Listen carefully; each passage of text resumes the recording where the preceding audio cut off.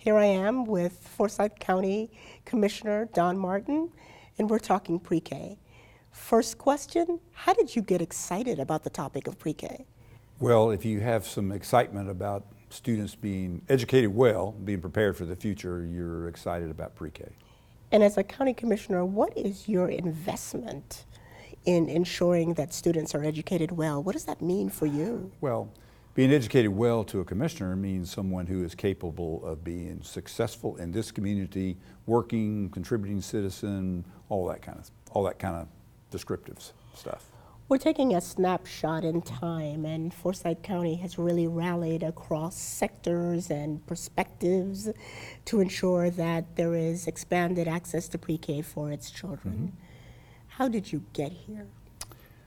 It's probably a long journey. I mean, there's been a lot of people working on pre-K for a lot of years. And in fact, the school district was a hub partly because we have blended programs with Head Start and More at 4 and now North Carolina pre-K. And so we have a lot of partners in the community that have been working on pre-K issues. I'd say the kind of the jump that we have experienced, sort of this higher profile, I think, has really been our corporate partners that are actually a part of this. And I can remember having a meeting with Andrew Gilchrist from R.J. Reynolds Tobacco Company at that time, now British American Tobacco.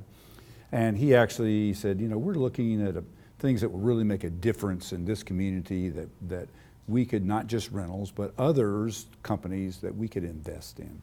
And in fact, he asked me what would be something that would make a big difference here in this community for the school district. Right. And he was talking to a lot of people, not just me, but others. And I just said, well, pre-K is a very important issue. Summer, you know, bridge programs for kids in the summer who have nothing to do. And actually technology in a sense of both training for teachers and more hardware. And I know by the time he finished his listening tour and talking, pre-K kind of emerged as that will be the item if we invest in, we can make the biggest difference in this community. And he was able, with a number of other people, to visit other CEOs, get together, and actually raised a considerable amount of money in the mid $20 million kind of range to really support pre-K expansion beyond what we're able to fund with our North Carolina pre-K funds and the blended programs elsewhere. I mean, they're private pre-Ks that operate in other places, and then we have, in fact, we have about 60 or so pre-K programs in the school district. So we're serving, the school district's serving about 1,000 to 1,200 and that kind of number, and privately there's probably another 300-400, so we're probably pushing 1,500-1,600 students in pre-K. So that helped us get going, and I think that, I know that when that presentation was made to our county commissioners, we actually adopted a resolution that, you know, when the project was going to be to look at the first group of kids until they're in the third grade, and if there's a lot of success, then, you know, we have a resolution that said we would attempt to try to help support and make up the difference that the business community has done. We would try to then put an exact dollar amount, but that we would try to help continue that program with the proven success, with the investment of our private, our corporate partners, if you will. So let me be sure I understand this, because I know that there are going to be people watching this program trying to replicate what you have done in Forsyth County. You had your business community step up. Yeah, and actually took the lead part. And I do want to say, because you're talking to county commissioner, but I was a superintendent of schools here for 19 years, and that first conversation with Andrew Gilchrist took place when I was superintendent right before I retired. Got it. And then I ran for county commissioner in 2014, so the conversation continued in a different way. So now everybody knows I get a twofer. That would be confusing to someone listening. Got it. So everybody knows now I get a twofer. I get to talk to you in your current capacity as a county commissioner, but also I get to pick your brain as someone who is former superintendent. That part, yes, good. That's true.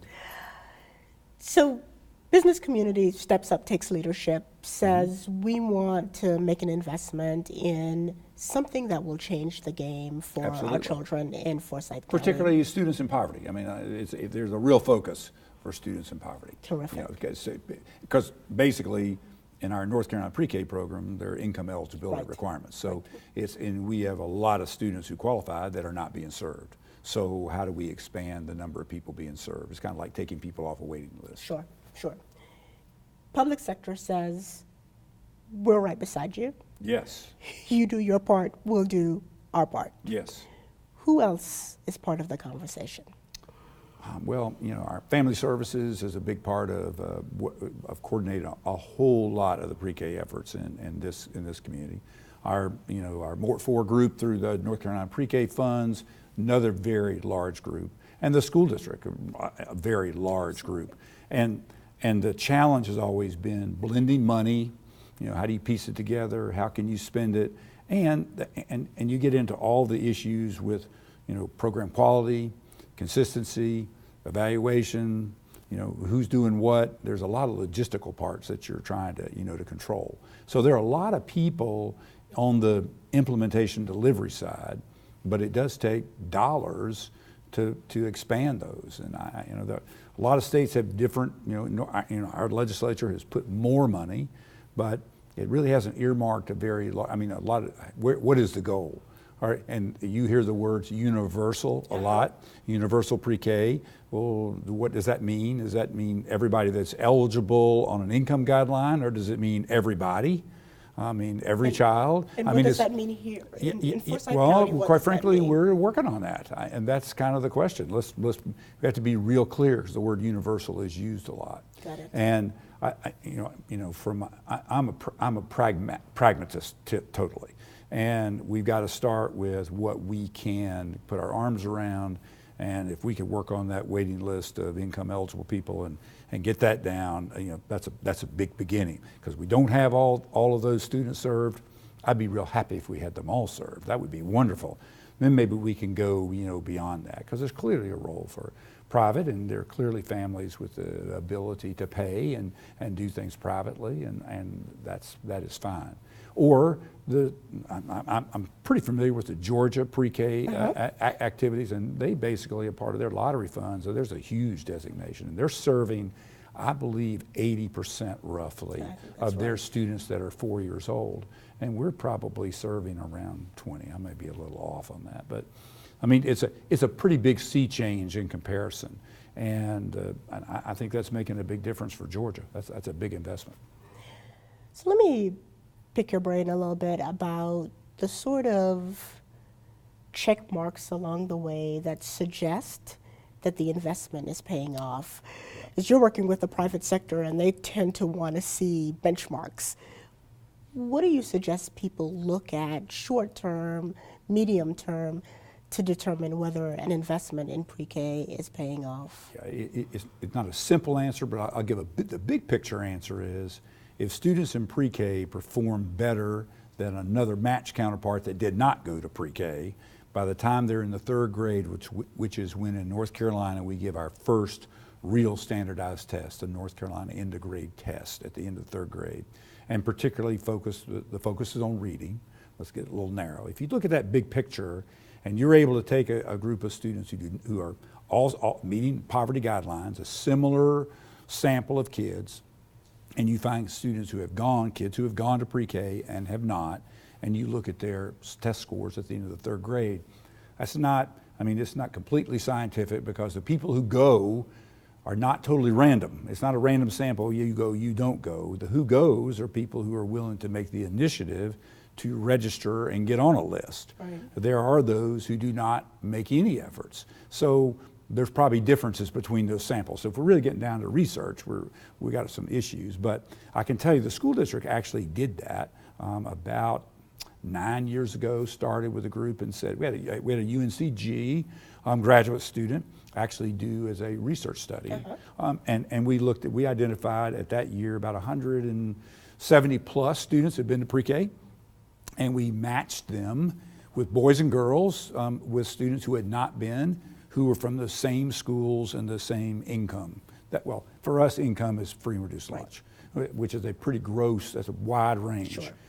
But we did match those groups and followed them 5 years until they're in the third grade. And what'd you learn? Well, we learned that every student, that in the total group and lots of subgroups that we looked at, that students who went to pre-K were performing better. If you want to look at statistically better, the entire group was performing statistically better than the ones that went to pre-K and the ones that didn't.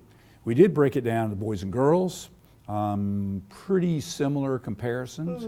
In terms of racial and ethnic, categories, we did not have many white students in that group. There were some, but not enough to have a meaningful sample to compare. But we had African American boys and girl groups and Hispanic boys and girl groups, and the trajectory of all groups was positive. A few more gains on girls than boys, and a little more significance on Hispanic versus African American. So when people talk about reading about research says, and that gets said a lot, what research, what study, where was it? And if people read something, well, we're not like that. Well, the point is we did it with our students, our study, our look, and it made a huge difference. And we have shared that, the school district has shared that study with a number of places. So, it worked, it made a difference here. This is not somebody else's, that study in Timbuktu. It was our study. So it makes a big difference to go to pre-K. And when you're looking at reading outcomes in the third grade, reading is a gatekeeper, quite frankly, to life, to success. You have to be a good reader. And the sooner you're reading well, that's how you learn basically connections to everything else. And there are a lot of national studies. There's some very old ones. Some of the old ones were accurate, but what they showed in some of the old studies, that by the time kids got to the third grade, their gains had begun to fall off because they lost support. Students who have, disadvantaged students have needs to overcome, not just in pre-K, but in every year. And that's why the summer programs, we have a third grade reading program, but we don't, that the state supports more, Read to Achieve, but we don't have a kindergarten program and a first grade program and a second grade program in the summer. You need all of that. It's more time and more attention. There's a lot of summer retention loss. So there are a whole bunch of things that tie into that success. I was going to say, in Forsyth County, there are all sorts of innovative pilots around different summer reading programs. But you've raised a point that is a really more important one to emphasize, which is, as useful as pre-K is, as much as the research suggests that it does have both short and longer term outcomes, what happens before the child gets to pre-K and what happens after the child leaves pre-K, really important. Yes, and at least we can say in Winston-Salem, Forsyth County schools, the kids, the supports they're getting in K1 and 2 seem to sustain the head start they got in pre-K. At least what we were doing in those, that helped make that happen. Because if you did not have that kind of support, those gains will be lost. It is not it's not like a vaccination. You take your vaccination and now you're good, for smallpox for life. It's not you just have pre-K, you're good for life. You're going to have a lot more injections every day, every year working. We're standing at that snapshot moment, and I asked you to look back and give us some sense of how you got here. Now I want you to look forward 5 years. Where do you want to see this community with respect to pre-K? Well, I certainly hope that we're able to demonstrate the success that was certainly hoped for and envisioned. I hope the evaluations are extremely positive, and our county commissioners, I think, are prepared to help support more when our business community has stepped out at that kind of tune of $20, $25 million to try to say, what can we do to sustain this kind of success?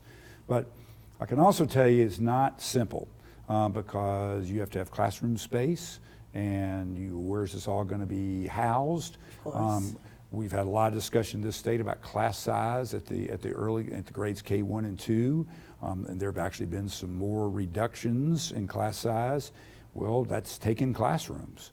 So that has actually been a roadblock, a barrier on our expansion of pre-K, is finding the places for them to be. This is not expansion of school-based pre-K. Yes. I'm talking the school base, and privately, you have to have the investment to develop the sites and the places, and who does that? Because there may be money to support the teacher and the teacher assistant and materials, but you got to have a building. You have to have a facility, and many times the dollars cannot be used, other dollars, federal and or state dollars, won't be used for those buildings.